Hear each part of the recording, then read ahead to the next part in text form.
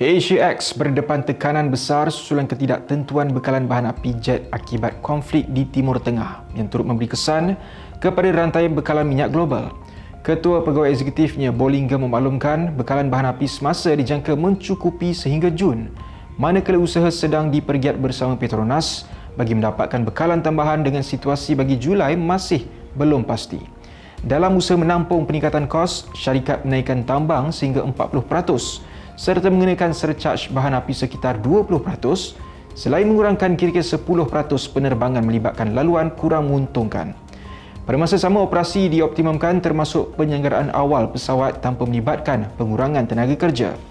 Pengasas bersama dan penasihat Asia, Tony Fernandez, menegaskan kumpulan itu berpengalaman mengharungi krisis serupa sebelum ini termasuk kenaikan harga minyak dan pandemik COVID-19 dan yakin mampu terus bertahan. Sekian berita Telus Malaysia. Untuk berita penuh, layari telusmalaysia.com. Saya Faris Daniel. Assalamualaikum dan salam hormat.